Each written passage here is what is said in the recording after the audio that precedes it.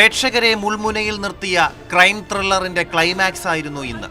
2017 പുതുവർഷ പുതുമയിൽ കളങ്കത്തിന്റെ കറുപ്പ് പടർത്തിയ ഫെബ്രുവരിയിലെ ആ ദിനം കേരളം ഒരിക്കലും മറക്കില്ല. ഒരുപറ്റം നരാധമന്മാരുടെ അധമത്വത്തിന് വിധേയമാകേണ്ടി വന്ന മലയാളത്തിന്റെ പ്രിയപ്പെട്ട നടി, കുറ്റവാളിക്കുള്ള തടവറ അനുഭവിച്ചറിയേണ്ടി വന്ന ജനപ്രിയ നായകൻ. ആ ഹീനമായ കുറ്റകൃത്യത്തിൽ ഇന്ന് കോടതി വിധി പറഞ്ഞു.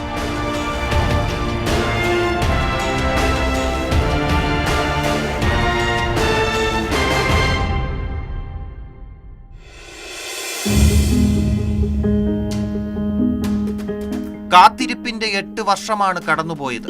രാജ്യം ചർച്ച ചെയ്ത കേസിൽ നടൻ ദിലീപ് ഉൾപ്പെടെ 10 പ്രതികൾ ഓരോരുത്തരായി കോടതിയിലേക്കെത്തി.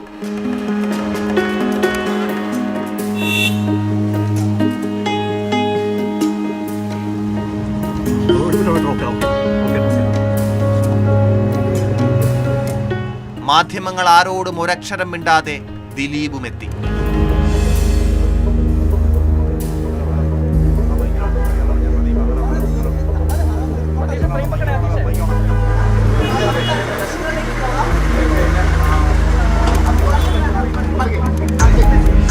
കൃത്യം 11 മണിക്ക് കോടതി തുടങ്ങി.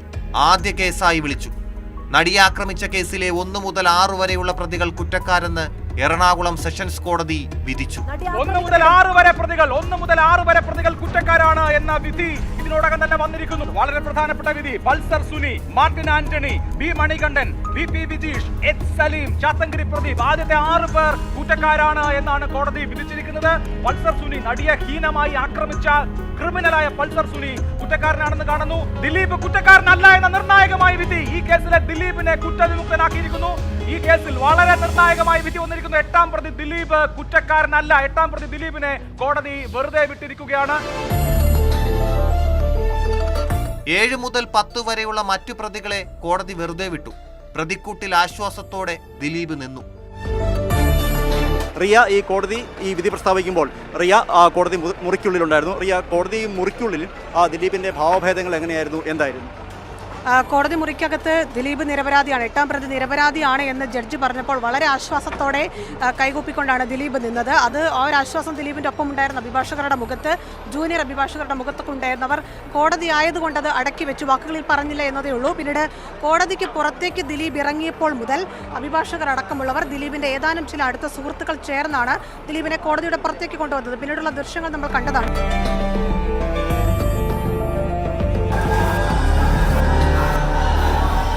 കോടതിക്ക് പുറത്ത് ദിലീപിന്റെ ആരാധകരുടെ ആഘോഷം. പ്രിയപ്പെട്ട നടനെ കോടതി വെറുതെ വിട്ടതിൽ അവർ മധുരം വിളമ്പി.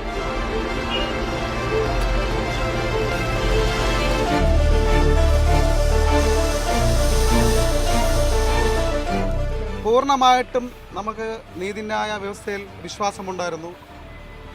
ദിലീപേട്ടൻ നിരപരാധിയാണെന്ന് കേരളത്തിലെ ഏതൊരു സാധാരണക്കാരനും മനസ്സിലാവുന്ന കേസാണിത്. ഒരു പ്രതിയാണെന്ന് പറഞ്ഞ് ഒരാളെ അറസ്റ്റ് ചെയ്യുകയും 17 വ്യക്തമായ തെളിവുണ്ടെന്ന് പറഞ്ഞ് അറസ്റ്റ് ചെയ്തിട്ട് തെളിവുണ്ടാക്കാൻ വേണ്ടിയിട്ട് പോലീസ് നെട്ടോട്ട ഓടുന്ന കാഴ്ചയാണ് നമ്മൾ കണ്ടിട്ടുള്ളത്. നമ്മുടെ നീതിന്യായ വ്യവസ്ഥയിൽ ഇതിന് 1000 കുറ്റവാളികൾ രക്ഷപ്പെട്ടാലും ഒരു നിരപരാധി പോലും ശിക്ഷിക്കപ്പെടാൻ പാടില്ല എന്നാണ് നമ്മുടെ നീതിന്യായ വ്യവസ്ഥയുടെ ഇത്. അപ്പോൾ അതുകൊണ്ട് തന്നെ ഈ കേസിൽ പൂർണ്ണമായിട്ടും ദിലീപേട്ടൻ നിരപരാധിയാണെന്ന് നമ്മൾക്ക് ആദ്യമേ ഉറപ്പുണ്ടായിരുന്നു. ഇരയ്ക്ക് നീതി കിട്ടണമെന്ന് തന്നെയാണ് നമ്മൾ ആദ്യം മുതൽ പറഞ്ഞിട്ടുള്ളത്. ആ ഇര ആരാണ്? ദിലീപേട്ടനാണ്.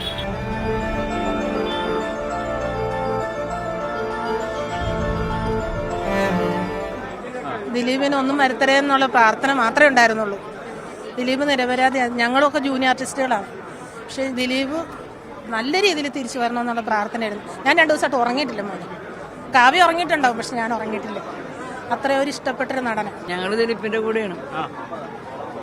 ശരിയും തെറ്റും മനസ്സിലാക്കിയിട്ടാണ് കേസ് ഇല്ലാതായത്.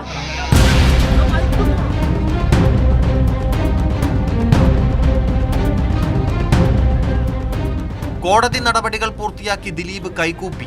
ആരാധകർക്ക് നേരെ കൈവീശി പുറത്തിറങ്ങി. കിങ് ലെയർ എന്ന് പറഞ്ഞവർക്കിടയിലൂടെ പോലീസിനെതിരെ ഗുരുതരമായ ആരോപണങ്ങൾ ഉന്നയിച്ചു മറുപടി. ഒരു മേലുദ്യോഗസ്ഥനും ക്രിമിനൽ പോലീസ് സംഘവും ചേർന്ന് നടത്തിയ ഗൂഢാലോചന. ജയിലിലെ പ്രതികളെ കൂട്ടുപിടിച്ച് പോലീസ് കെട്ടിച്ചമച്ച കള്ളക്കഥ. കേസിലെ ക്രിമിനൽ ഗൂഢാലോചന അന്വേഷിക്കണമെന്നാവശ്യപ്പെട്ട ദിലീപ് മഞ്ജു വാര്യർ പറഞ്ഞിടത്തു നിന്നാണ് തനിക്കെതിരെ ഗൂഢാലോചന ആരംഭിച്ചതെന്ന് പേരെടുത്തു പറഞ്ഞ് വ്യക്തമാക്കി. ഈ കേസില് ക്രിമിനൽ ഗൂഢാലോചന ഉണ്ട്. ആ ക്രിമിനൽ ഗൂഢാലോചന അന്വേഷിക്കണമെന്ന് മഞ്ജു പറഞ്ഞിടത്തുനിന്നാണ് എനിക്കെതിരെയുള്ള ഈ കേസിലെ മുഖ്യപ്രതിയെ കൂട്ടുപിടിച്ച് അയാളുടെ ജയിലിൽ ഉണ്ടായിരുന്ന കൂട്ടുപ്രതികളെയും കൂട്ടുപിടിച്ചിട്ട് ഈ പോലീസ് സംഘം ഒരു കള്ളക്കഥ മെനഞ്ഞെടുക്കുകയാണ് ചെയ്തത്. ഈ പോലീസ് സംഘം ചില മാധ്യമങ്ങളെയും അവർക്ക് ഒത്താശ ചെയ്തു കൊടുക്കുന്ന ചില മാധ്യമ പ്രവർത്തകരെയും കൂട്ടുപിടിച്ച് ഈ കള്ളക്കഥ സാമൂഹ്യ മാധ്യമങ്ങളിലൂടെ പ്രചരിപ്പിക്കുകയും ചെയ്തു. കോടതിയിൽ ഈ പോലീസ് സംഘം ഉണ്ടാക്കിയ കള്ളക്കഥ തകരുകയാണ് ചെയ്തത്. ഈ കേസില് യഥാർത്ഥ ഗൂഢാലോചന എന്ന് പറയുന്നത് എന്നെ പ്രതിയാക്കാനാണ്.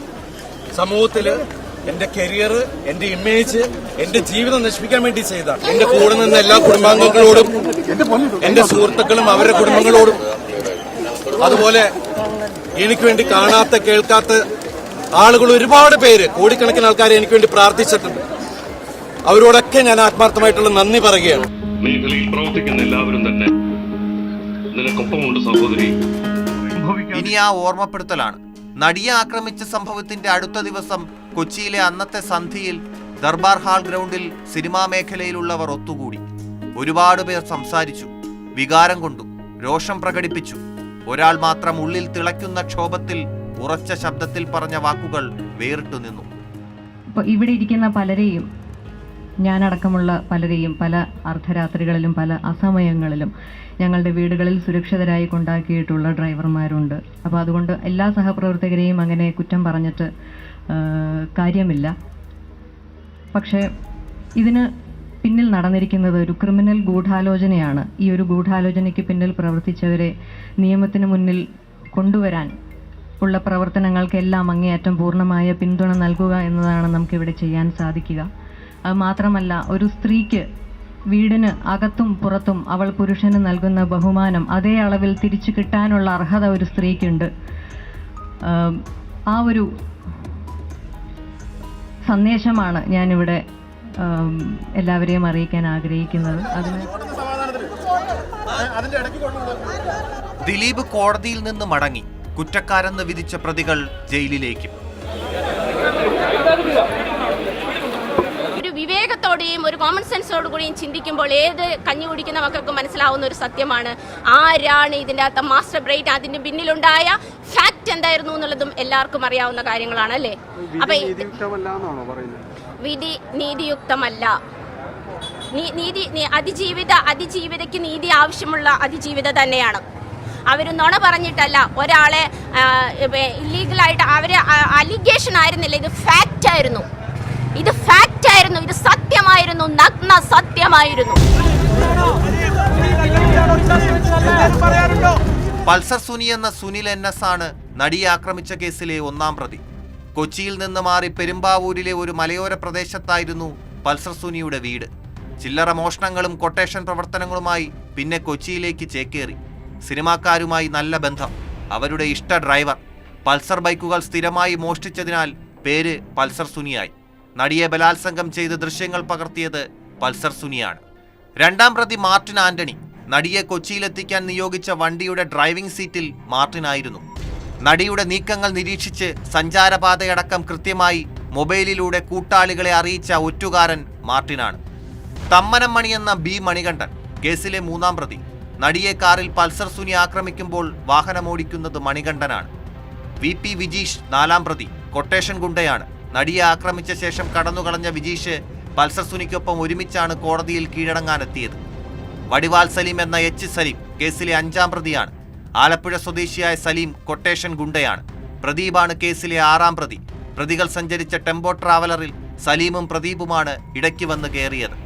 പൾസർ സുനി മുതൽ പ്രദീപ് വരെയുള്ള 6 പ്രതികളാണ് കുറ്റകൃത്യത്തിൽ നേരിട്ട് പങ്കെടുത്തവർ.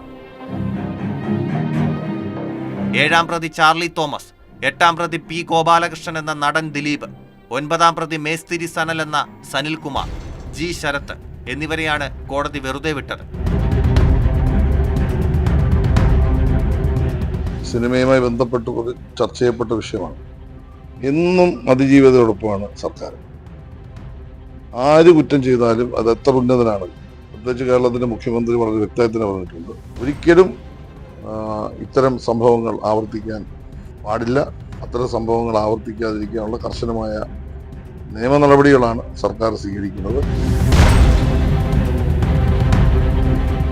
ദിലീപ് എങ്ങനെ കുറ്റവിമുക്തനായി? 1 മുതൽ 6 വരെയുള്ള പ്രതികൾക്കെതിരായി കുറ്റങ്ങൾ തെളിയിക്കപ്പെട്ടപ്പോൾ ദിലീപ് ഉൾപ്പെടെ 4 പ്രതികൾക്കെതിരായ ഗൂഢാലോചന കുറ്റം തെളിയിക്കാൻ പ്രോസിക്യൂഷന് സാധിച്ചില്ല. സത്യം ജയിച്ചു എന്ന് വേണം പറയാൻ. ഞാൻ അതാണ് എല്ലാവർക്കും പറഞ്ഞത്, സത്യമേവ ചെയ്തത്. അപ്പൊ അതൊരു വലിയൊരു സംഭവമാണ്. ദിലീപിനെ വെറുതെ വിട്ടു എന്ന് കേൾക്കുന്നത് വളരെ സന്തോഷം. ദിലീപ് ഒരിക്കലും ഇത് ചെയ്യില്ല എനിക്കറിയാം. അതിനുള്ള മാനസികാവസ്ഥ അങ്ങനെയുള്ള ഒരു ഇതായിട്ടുള്ള ഒരാളുമല്ല ദിലീപ്. ഇതിൽ ഈ വിധിയെ സ്വാഗതം ചെയ്തതെന്ന് വെച്ചാൽ കൃത്യമായിട്ട് ആ കുറ്റം ചെയ്തവരെല്ലാം ശിക്ഷിക്കുകയും ഗൂഢാലോചന നടത്തി എന്ന് പറഞ്ഞൊരു ഒരു കള്ളക്കേസ് ഉണ്ടാക്കി ഫ്രെയിം ചെയ്ത ആൾക്കാരെ വെറുതെ വിടുകയും ചെയ്തു എന്നുള്ളതാണ് അതിനകത്ത് ഏറ്റവും നല്ല ഭാഗം ആ വിധിയുടെ. അത് വളരെ ഗംഭീരമായിട്ടുള്ളൊരു വിധിയായിരുന്നു.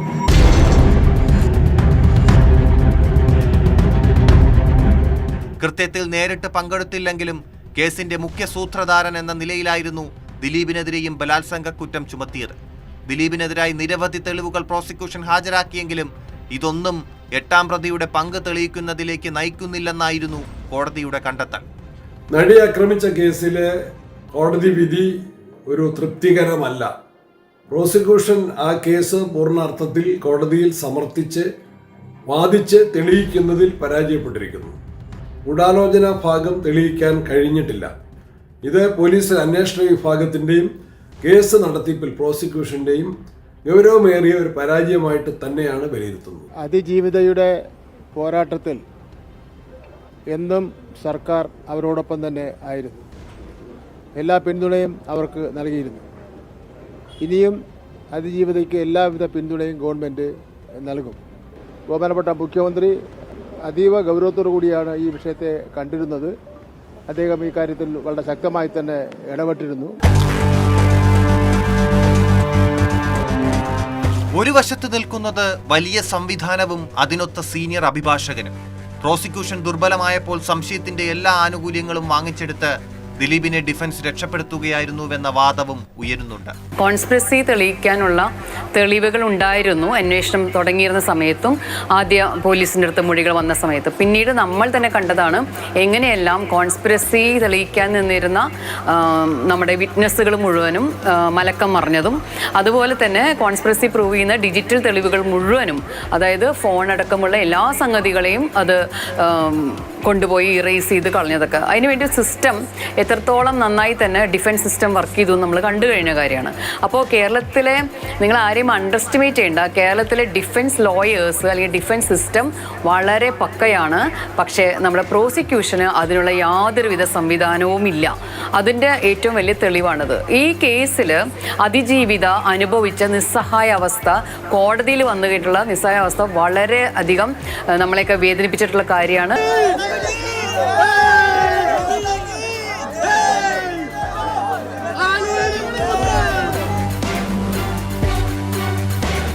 കോടതിയിൽ നിന്ന് ദിലീപ് നേരെ പോയത് അഭിഭാഷകൻ ബി രാമൻപിള്ളയുടെ അടുത്തേക്കാണ്. കേരളത്തിലെ നിയമരംഗത്ത് 10 തലയുള്ള രാവണനായി കാണുന്ന ക്രിമിനൽ അഭിഭാഷകൻ. ഈ കേസിൽ ദിലീപിനായി വാദിച്ച അദ്ദേഹം മുഴുവൻ ദിവസവും നേരിട്ട് തന്നെയാണ് ഹാജരായത്.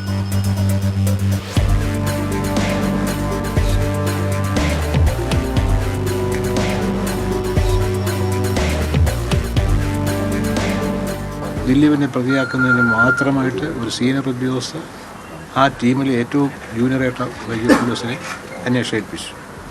അവിടെ DYSPമാരുണ്ട്, SP-മാരുണ്ട്, എല്ലാവരും ഉണ്ട്. പിന്നാണ് ദിലീപിനായിട്ട് ഞാൻ കയറുന്നത്. ഒരു പൊളിറ്റിക്കൽ പ്രാധാന്യമില്ലാത്ത അല്ലെങ്കിൽ ഒരു പൊളിറ്റീഷ്യൻ ഒന്നും അല്ലാത്ത ഒരാളെ എന്തിനാണ് ഇങ്ങനെ ഒരു ഗൂഢാലോചന നടത്തിയ ഒരു കേസിൽ കൊടുക്കുന്നത്? അതിപ്പോൾ എന്നോട് ചോദിച്ചാൽ അങ്ങനെ പറഞ്ഞു. സാറിന്റെ ഒരു നിഗമനത്തിന് ഒരു സീനിയർ ഉദ്യോഗസ്ഥയ്ക്ക് പങ്കെടുക്കുന്ന എൻ്റെ ഒരു വിശ്വാസം. പോലീസ് ഉദ്യോഗസ്ഥ എന്ന് പറയുമ്പോൾ സീനിയർ ഉദ്യോഗസ്ഥ ആദ്യഘട്ടത്തിൽ അവസാനം വരെ ലാസ്റ്റ് വരെ ഉണ്ടായിരുന്നു. അവര് ഗൂഢാലോചന നടത്തിയതാണെന്ന് സംശയിക്കുന്നുണ്ടോ? അവര് പങ്ക് ഞാൻ പരമായിട്ട് സംശയിക്കുന്നു. IGP സന്ധ്യ.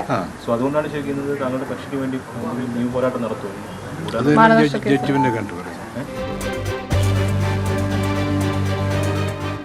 അവൾക്കൊപ്പം എന്ന പ്രതികരണവുമായി WCC അംഗങ്ങൾ ഉൾപ്പെടെ രംഗത്തെത്തി.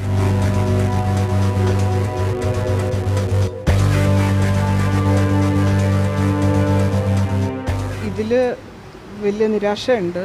നിരാശ ഈ കോടതി വിധി കൊണ്ടല്ല, ഇത്തരം കേസുകൾക്ക് എല്ലാം ഒരേ പാറ്റേൺ തന്നെ ആവർത്തിക്കുന്നത് കാണുമ്പോൾ വലിയ നിരാശയുണ്ട്. കാരണം പ്രതിസ്ഥാനത്ത് പ്രബലരായിട്ടുള്ള ആൾക്കാരാവുമ്പം എല്ലാ ഇരയാക്കപ്പെട്ടവർക്കും ഒരേ തരം സിറ്റുവേഷനിലാണ് നമ്മൾ കാണുന്നത്. അപ്പം അതിൽ ഷോക്കൊന്നുമില്ല, പക്ഷേ നിരാശയുണ്ട്. that everyone know there are a lot of എന്താണ് എവിഡൻസസ്, ഫോട്ടോ എവിഡൻസ് ഉണ്ട്, കുറേ എവിഡൻസ് ഉണ്ട്. എന്നിട്ടും ആ ഒരു എന്താണ് ഇത്രയും പ്രൊളിഫിക് ആയിട്ടുള്ളൊരു കേസിൽ എന്താണ് പ്രതിനെ വെറുതെ വിടുന്നത് is actually A bad thing. അത് കൂടുതൽ വിക്ടിംസിന് എന്താണ് മുന്നോട്ട് വരാൻ അത് സഹായിക്കത്തില്ല. കുറേ നാളുള്ള അതിൻ്റെ ആ ഒരു കേസിൻ്റെ പോക്ക് കാണുമ്പോൾ തന്നെ ഒരു പ്രീ പ്ലാൻഡ് ആണ്. Like he's going to be free.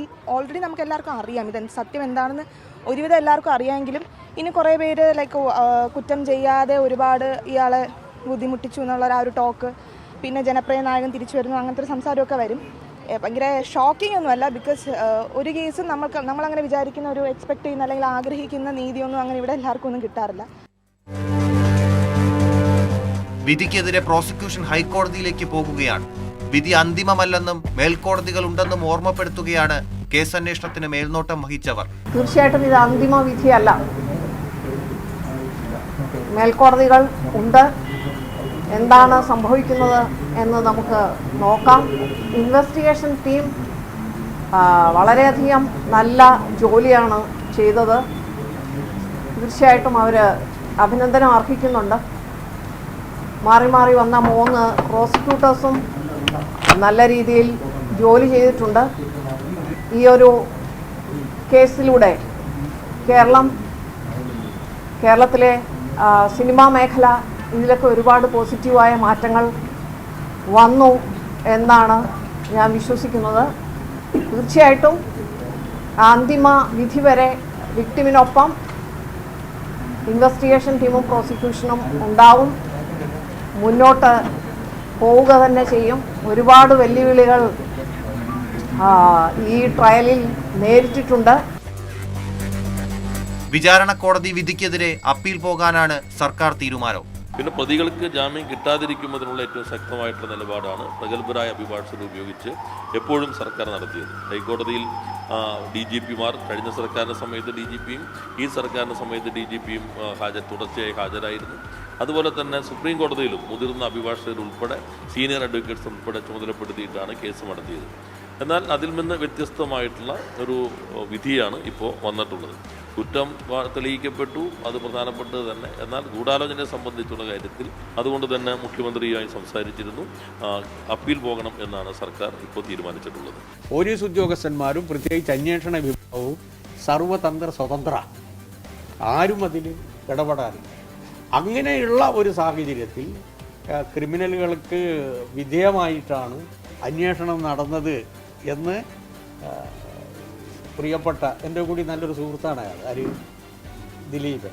അപ്പോൾ അങ്ങനെ ഒരു ആരോപണവും ആക്ഷേപവും അദ്ദേഹം പറഞ്ഞ സ്ഥിതിയിൽ അതിനെ സംബന്ധിച്ച്, അതാണ് ഞാൻ പറഞ്ഞത്, അതിനെ സംബന്ധിച്ച് അഭിപ്രായം പറയേണ്ടത് ഞാനല്ല, അത് അന്വേഷണം നടത്തിയ ഉദ്യോഗസ്ഥന്മാരാണ് പറയേണ്ടത്.